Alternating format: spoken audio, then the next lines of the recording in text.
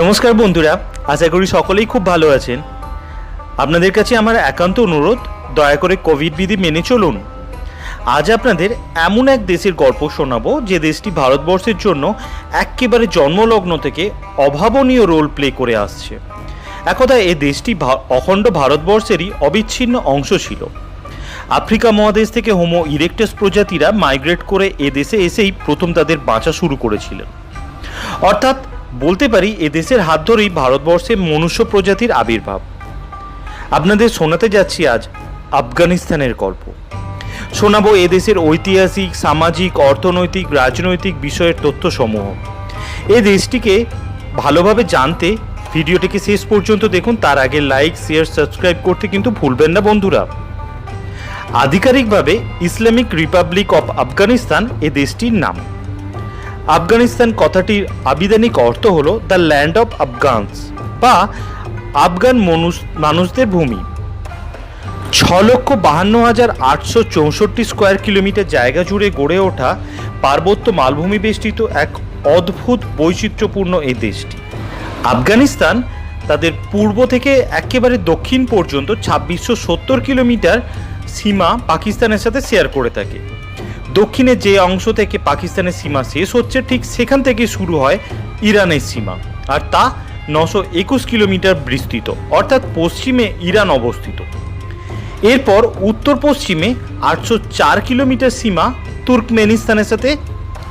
তুর্কমেনিস্তানের পর একেবারে উত্তরে 144 কিলোমিটার সীমা আফগানরা উজবেকিস্তানের সাথে শেয়ার করেন। উজবেকিস্তানের সীমা শেষ হলে উত্তরের বাকি অংশটি অর্থাৎ 1357 কিলোমিটার তাজাকিস্তানের সাথে সীমা শেয়ার করে তারা। আফগানিস্তানের উত্তর পূর্বে মাত্র 74 কিলোমিটার সীমারেখা তারা চীনের সাথেও শেয়ার করে। আফগানিস্তান ভারতবর্ষকে যেমন মনুষ্য প্রজাতির আবির্ভাব দিয়েছে, তেমনি বিভিন্ন দস্যু তথা অযাচিত শাসকদের আক্রমণ থেকে আজ পর্যন্ত রক্ষা করে চলেছে ভ্রাতৃস্নেহ। একেবারে পড়শি দেশ পাকিস্তান, যেখানে জন্মলগ্ন থেকেই ভারতকে তাদের চিরশত্রু বলে মনে করে আসছে, আফগানিস্তান সেখানে সর্বদাই খুব সৌহার্দ্যপূর্ণ ব্যবহার করে ভারতের সাথে। তারা ভারতীয়দের ভীষণ পছন্দ করে, তেমনি ভারতও তাদের জন্য সর্বদাই দরাজ।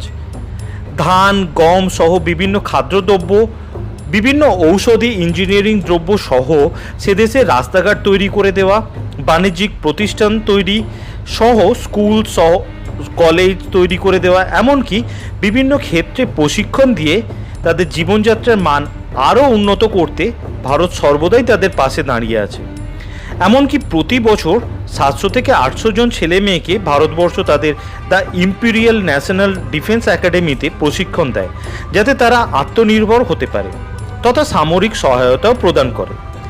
এ সব কিছুই শুধুমাত্র সৌহার্দ্যতা থেকেই, যেখানে সারা পৃথিবী আফগানিস্তানকে কখনো লুট করতে, কখনো বা পলিটিক্যাল স্বার্থ চরিতার্থ করতে সরাসরিভাবে ঝাঁপিয়ে পড়েছে এই দেশটির উপর। আফগানিস্তানের ইতিহাসের পর্যালোচনা করলে তা খুব সহজেই বুঝে যাব আমরা। প্রত্নতাত্ত্বিক খনন কার্য থেকে 50,000 বছর পূর্বের মানুষের অস্তিত্ব মিলেছে এখানে। এরপর অ্যান্ড্রোনোভো ও বিএমইসি কালচার থেকে বেরিয়ে আসা আর্যরা এখানে এসেই প্রথম বসতি গড়ে তুলেছিল। সে সময় এ দেশটিকে আরিয়ানা বলা হতো এই কারণেই।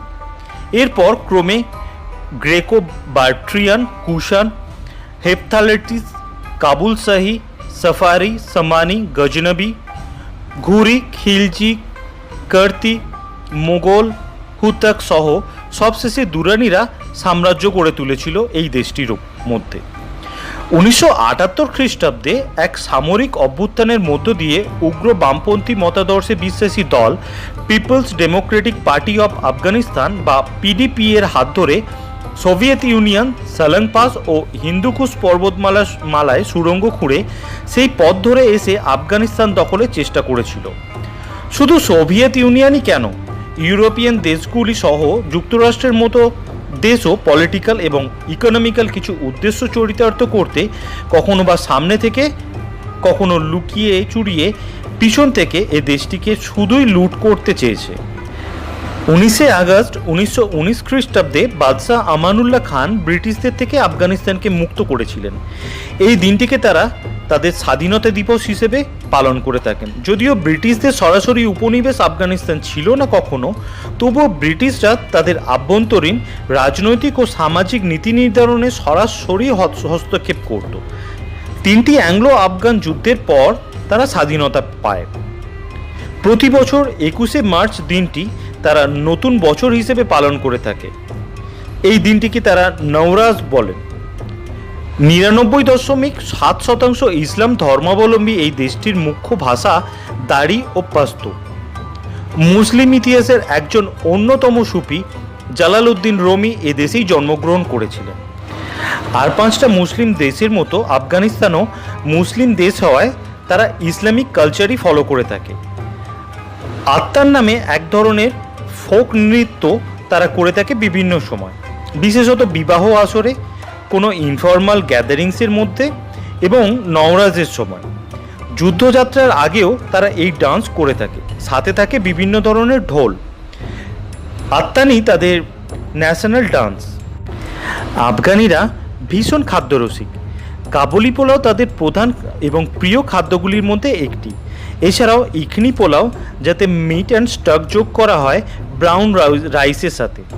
দুপুরের লাঞ্চে এই পোলাওয়ের সাথে কোপ্তা তারা ভীষণ পছন্দ করে। এছাড়াও তন্দুরি রুটি, বার্লি, ফলমূল, শাকসবজি সহ বেশ কিছু ডেয়ারি প্রোডাক্ট যেমন দুধ, ইয়োগার্ট, পনির ইত্যাদি তাদের খাদ্য তালিকায় থাকে। টিউলিপ হলো তাদের ন্যাশনাল ফ্লাওয়ার, যদিও এখানে গোলাপ এবং এরকমই বিভিন্ন রকমের ফুলের দেখা মেলে। বজকাসি নামের এক অদ্ভুত খেলা তাদের জাতীয় খেলা।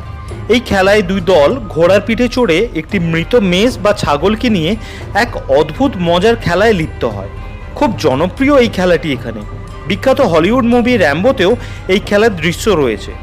বর্তমানে ক্রিকেট, ফুটবলের মতো জনপ্রিয় খেলাতেও তারা বেশ নাম করতে পেরেছে। এখানে 4টি ইন্টারন্যাশনাল এয়ারপোর্ট রয়েছে, যদিও বেশ কিছু আঞ্চলিক এয়ারপোর্টও রয়েছে এখানে।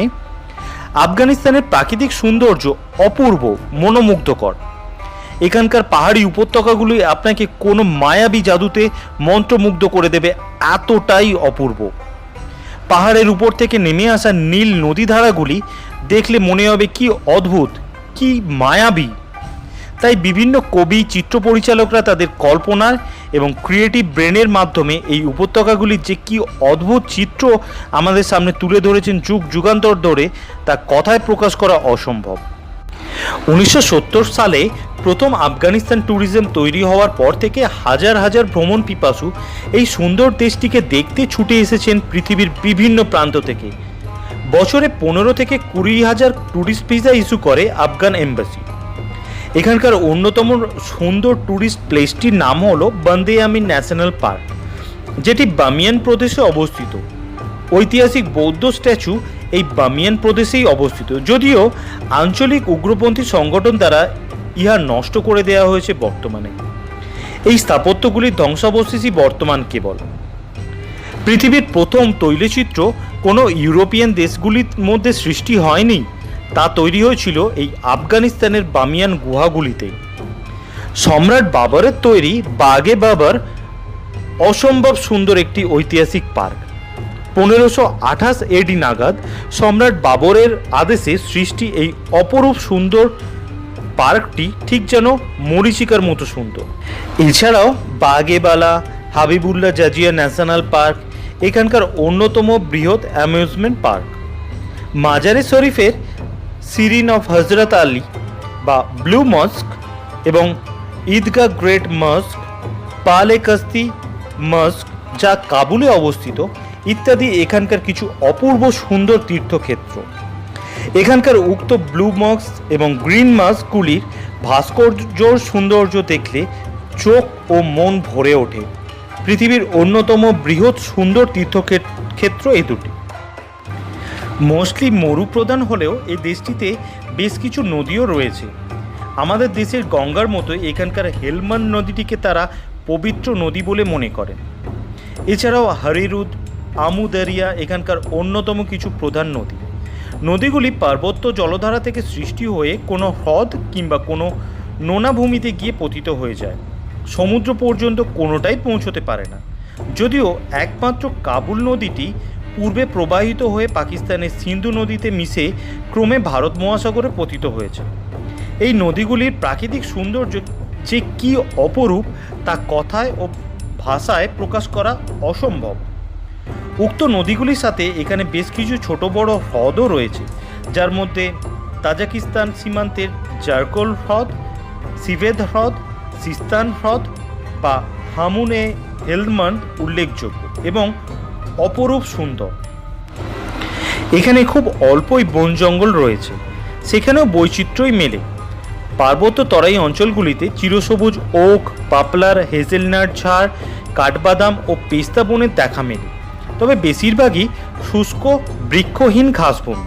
দেশটি শুষ্ক ও মরুপ্রধান হলেও পৃথিবীর সবচেয়ে মূল্যবান কিছু ফল এবং ড্রাই ফ্রুট এদেশে ভীষণ ভালো পাওয়া যায়।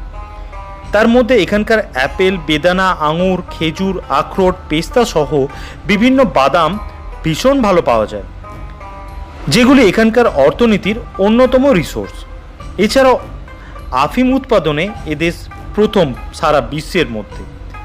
ইহাকে এখানকার প্রধান অর্থকারী ফসলের মধ্যেই ধরা হয়। এখানকার জঙ্গলগুলিতে ভাল্লুক, নেকড়ে, শেয়াল, হায়না, বুনো শুয়োর, গজল হরিণ, চিতা, বরফ চিতা বা স্নো লেপার্ড দেখতে পাওয়া যায়। স্নো লেপার্ড এখানকার ন্যাশনাল অ্যানিমাল। এছাড়াও আর্গালি মার্কোপোলো প্রজাতির ভেড়া, উড়িয়াল ভেড়া এবং আইবক্স প্রজাতির বুনো ছাগল এখানকার এবড়ো খেবড়ো পাহাড়ি অঞ্চলগুলিতে ঘুরতে ফিরতে দেখা যায়। এদেশে প্রায় 200টি প্রজাতির পাখির দেখা মেলে, তার মধ্যে গোল্ডেন ইগল এখানকার ন্যাশনাল বার্ড, ফ্লেমিঙ্গো সহ সাইবেরিয়ান বক এবং কিছু উড়ন্ত হাঁস এবং তিতির প্রজাতির কিছু পাখির দেখা মেলে এখানকার হ্রদ সংলগ্ন এলাকাগুলিতে। এখানকার প্রাকৃতিক বিভিন্ন রিসোর্সগুলির কারণে সারা পৃথিবীর শক্তিশালী দেশগুলির কুনজরে বর্তমানে আফগানিস্তান, কারণ প্রচুর পরিমাণে প্রাকৃতিক গ্যাসের সাথে সাথে এখানকার খনিগুলিতে পেট্রোলিয়াম, কয়লা, লৌহ আকরিক, তামা সহ গ্রাফাইট, ক্রোমাইট, সীসা, দস্তা এবং সন্দক প্রকৃতির বিভিন্ন খনিজ লবণ এখানে ভরপুর পাওয়া যায়। বহুমূল্যবান ইউরেনিয়াম এবং লিথিয়ামের মতো খনিজ রিসোর্সের ভাণ্ডার পৃথিবীর মধ্যে আফগানিস্তান প্রথম। বর্তমানে মোবাইলে ব্যবহৃত লিথিয়াম ব্যাটারির কথা আমরা সকলেই জানি। এই লিথিয়াম ব্যাটারির বা লিথিয়াম খনিজের অফুরন্ত ভাণ্ডার রয়েছে আফগানিস্তানে। তাই চীনের মতো দেশও দৃঢ়ভাবে চেয়ে রয়েছে আফগানিস্তানের দিকে। দুষ্প্রাপ্য নীলকান্তমণি সহ চুনি, নীলা ও পান্নার বিপুল খনিজ ভাণ্ডার আছে এদেশে। উক্ত খনিজ রিসোর্সগুলির কথা শোনার পর আশা করি সকলেই বুঝতে পারছেন ঠিক কী কারণে পৃথিবীর ক্ষমতাশালী দেশগুলি এই দেশটির উপর এত আগ্রহ, এত হানাহানি। আফগানিস্তানের কথা সারাদিন ধরে বলে গেলেও শেষ হবে না বলা, এতটাই বিচিত্র, অদ্ভুত আর মনোমুগ্ধকর এই দেশটি। তাই আর না বাড়িয়ে আজকের মতো এখানেই শেষ করলাম আমার আফগান পর্বটি। আমার এই পর্বটি আপনাদের ভালো লেগে থাকলে লাইক, শেয়ার, সাবস্ক্রাইব করে এমনি করেই আমার পাশে একটু দাঁড়াবেন বন্ধুরা। সকলে শুভকামনা করে আজকের মতো বিদায় নিচ্ছি। নমস্কার।